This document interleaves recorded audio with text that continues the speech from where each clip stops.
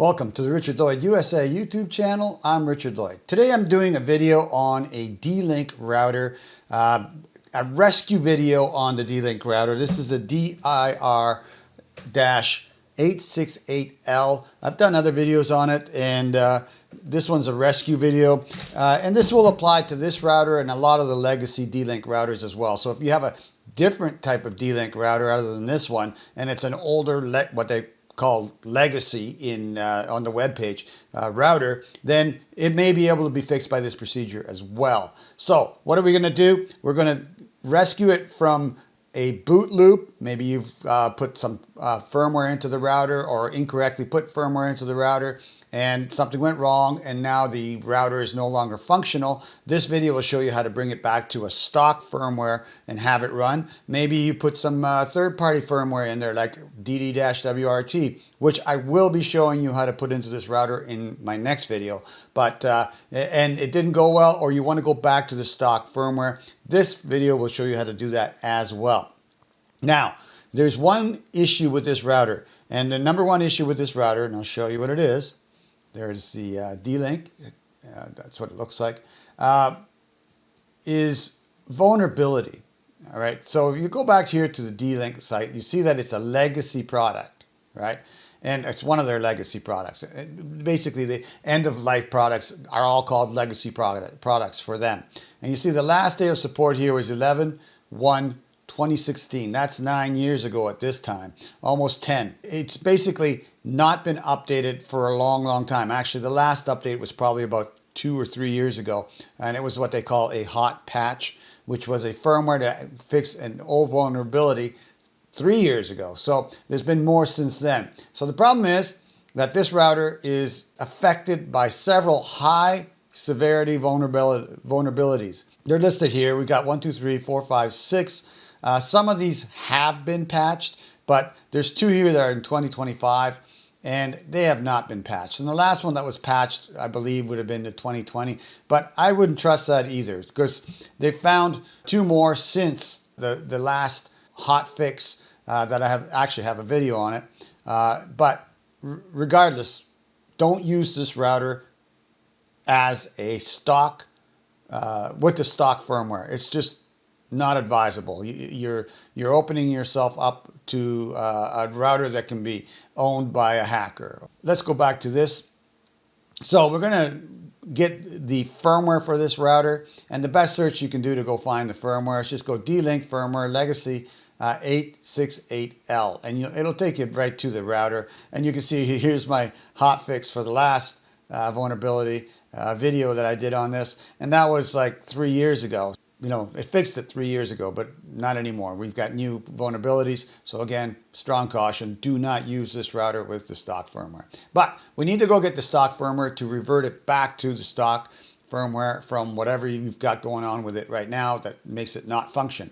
So we're going to go here actually, we're going to go here, D-Link DIR-868L. However you get there, you can go to D-Link site and choose support, but this is the easiest way. So I'm going to right click this, open it in a new tab, and we'll end up in the same place. Here we're going to go to downloads, and you can see here there's 2 revisions, a revision A and a revision B. Make sure you get the right firmware for your router, otherwise you're just going to be following these instructions again to put the right one on. So mine's a revision A. We'll go there in a minute, and here you can see their end of life or end of support notice. And you can see what it says, June 9th, 2020. So that's the last day. On August 20th, they said, after that date, this model will not receive firmware updates. It will not receive device software updates. It will not receive technical support. So basically, they're done with it. This model support information will be archived here. You can go look at it. We recommend retiring these products and replace them with products that receive firmware and device updates. They basically say, trash them and buy a new router. In my next video, I'll show you how to make this router not vulnerable by installing third-party firmware, and then there won't be any vulnerabilities on it, and you can continue to use it into the end of time, as long as the third-party firmware keeps getting constantly revised and upgraded, which it does. So I'll show you that in my next video, but this one is about rescuing this thing. So let's go back. So I got a revision A, so I'm going to click on revision A, and we're going to go and get the firmware right here. You can see all the different firmwares. I'm going to go back to the earliest one because it's just the most compatible. So I'm going to use the earliest one. After that, you can, update it all the way to the hotfix if you wish. That's up to you. But regardless of what firmware you use, all the firmware for these routers that comes from D-Link is vulnerable to being hacked. There's vulnerabilities in it, which means it can be taken advantage of. So I'm going to take the number one here. It's a zip file. And let's just create a new folder in my download directory.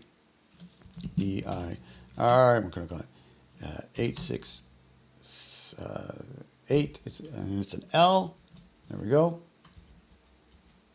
Then we're going to go and put it right in that folder. Save it. Then we're going to go to that folder and unzip the file. Well, let's just go straight to downloads. There we go. And there it is. And it's a zip file. So we're just right click it and choose extract all. Extract. There we go. It's all extracted. So I'm going to close this window out, go back to the original. You can see now we have a folder here without a zipper on it, which means it's extracted. You double click it. There's the firmware we need. That is what we're going to be using to rescue this router. So back to what we need to do to get this done. What you're going to need is an Ethernet cable like this one. And we're going to plug it into the back of your computer on the Ethernet port, or your laptop or whatever you got. Basically we need an Ethernet cable going from the router to the actual back of your computer. And there's it plugged into the router, and you have to plug the other end of the cable into one of the 4 LAN ports, not the internet port. So any of the 4 black ports on the back of the router are fine. And if you don't have an Ethernet adapter for your computer, you can buy a little adapter like this. This is a 1 gigabit USB 3 to Ethernet adapter, and they're like $10 on Amazon. I'll put a link to that in the video description. You can go get one of these, plug it into your computer, and it'll work just fine. Also, this is a combo one, so it has USB-C as well. You can get dedicated USB or USB-A or dedicated USB-C, or you can buy this one with the combination of the two. It works just fine. So again, links in the video description. Once you've got this done, you've got it physically connected, go over here. Underneath the router, you'll find the reset port. You can see I have it circled here, and it's set and it says reset. But I mean, there's a lot of places here you could insert a toothpick into, which would be the wrong place. But just make sure the reset port, it's round, it's on the bottom of the router. We're going to put a toothpick into it. Now, the reason I'm using a toothpick is because, number one, it's softer than metal. Number two, it doesn't conduct electricity. So there's a little bit of wiggle room on that port. So you might miss the actual switch itself and hit the circuit board. And, toothpick is very unlikely to cause any damage to your circuit board, but something that's metallic could, and it's something that's metallic will conduct electricity if the router will be on when we're doing this procedure, so you could cause a problem by short-circuiting the circuit board. So just use a toothpick and be safe. Next thing, after you've done that connection, I'm connected to the internet through Ethernet, through Wi-Fi. I'm going to turn that off. And if you're connected through Wi-Fi, turn it off. You only want to be physically connected to the router and to the back of your computer through Ethernet, and that's it. So that way you're isolated to just it, and you're not on your network, and you're not doing this with anything else running. So we've got that done. Next thing we're going to do is you're going to go to your search and you're going to type in View Network Connections. So I've already done it. You can see that it's there. But if you type in View and then Network into your search, it'll come up and it'll look like this. And we're going to click on that. And I've got the Ethernet off right now, the router off. I'm going to turn it on for a second. Here we go. And it is physically connected. And now you can see identifying here. So that's the router port or the Ethernet connector that has the router.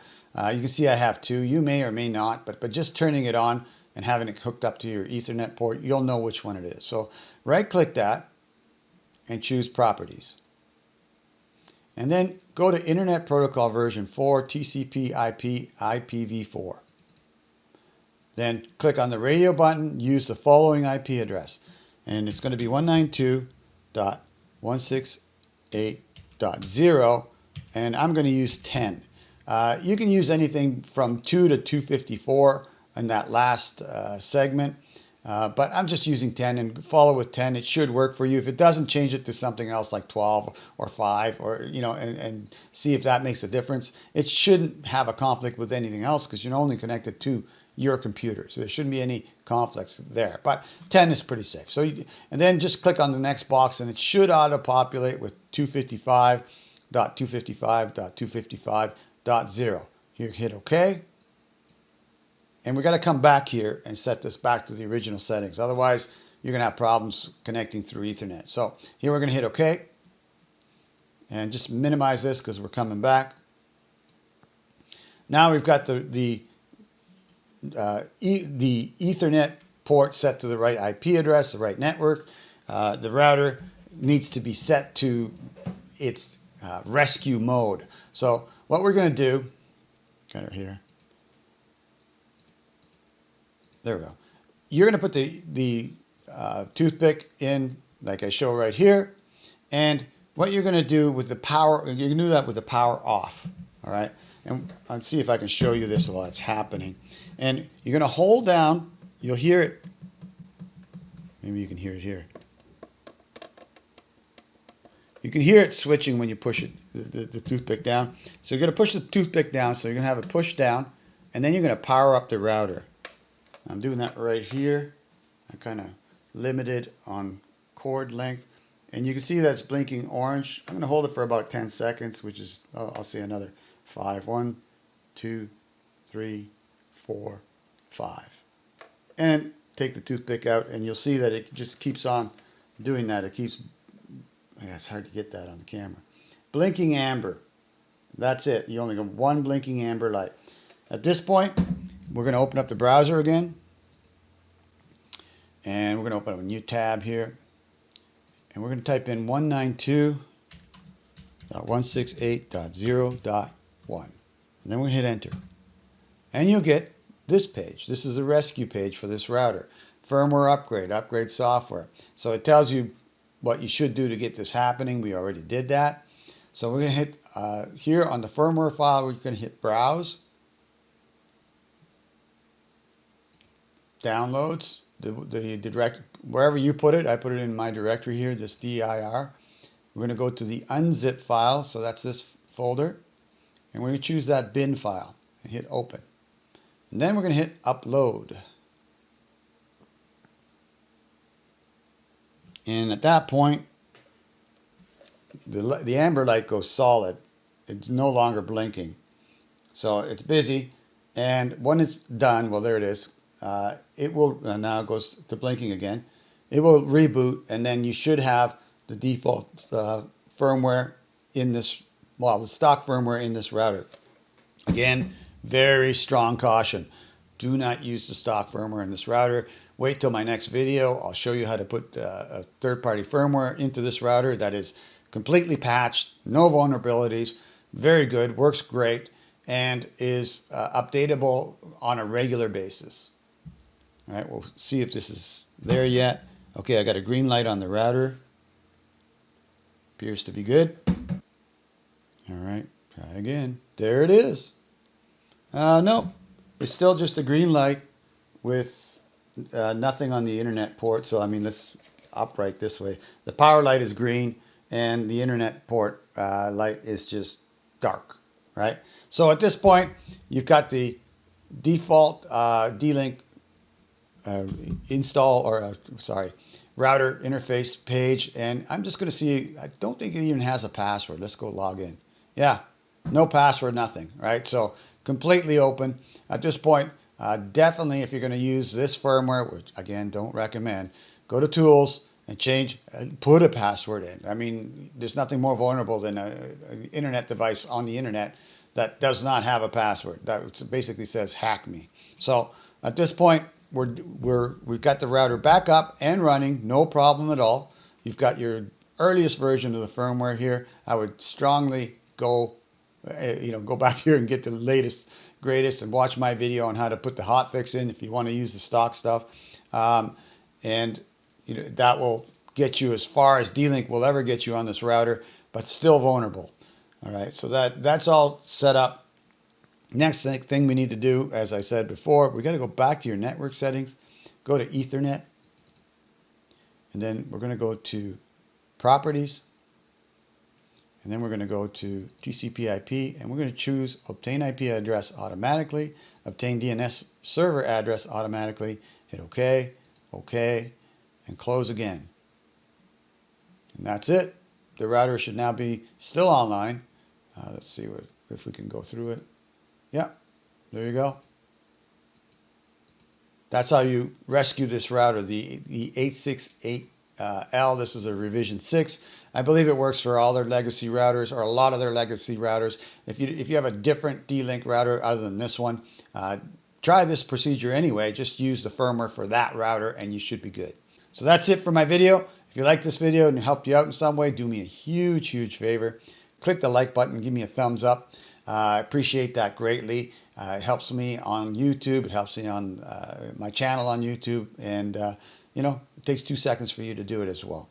Also, if you like my content and helped you out in some way, click the subscribe button. As part of the process of subscribing, you will get a bell icon. Click the bell icon. That gives you a notification every time I put up a new video, and you can watch that video anytime you want.